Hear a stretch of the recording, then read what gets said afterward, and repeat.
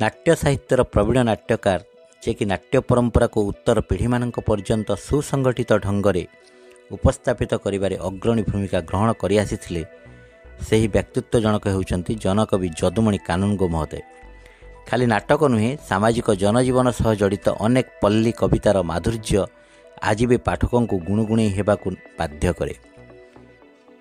ଏହି କବିତା ମଧ୍ୟରୁ ଅନ୍ୟ ଏକ କବିତାରେ ଝିଅଟିଏ ବୋହୂ ହେଲା ପରେ ଶାଶୁଘରେ ତାର ଚଳିବାର ମନସ୍ତାତ୍ତ୍ୱିକ ଭାବନା ଓ ଶାଶୁଘର ଚଳନୀର ନିଚ୍ଛକ ଚିତ୍ରଟିଏ ସମ୍ପର୍କରେ କବି ଲେଖୁଛନ୍ତି।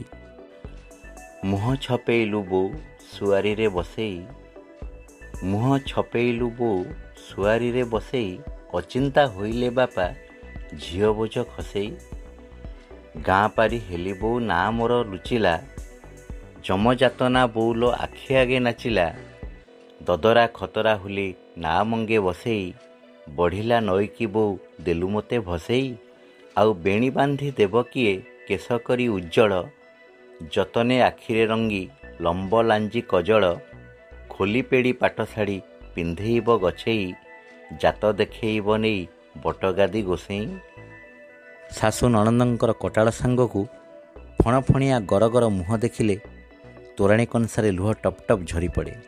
ମନେ ପଡ଼େ ବୋଉ ତାର ସରାଗରେ ବେଣୀ ବାନ୍ଧି ଦେବା ଦୃଶ୍ୟ, କଳାରେ ଆଖି କୋଣରେ ଲାଞ୍ଜଟିଏ ଟାଣିଦେବାର ସରାଗ, ସାତ ପତରିଆ ଜହ୍ନି ସୋରିଷ ରାଇତାର ବାସ୍ନା। ସତରେ ବାପ ଘରର ଗେଲବସରିଆ ଦିନଟା କୁଆଡ଼େ ଉଭେଇଯାଏ।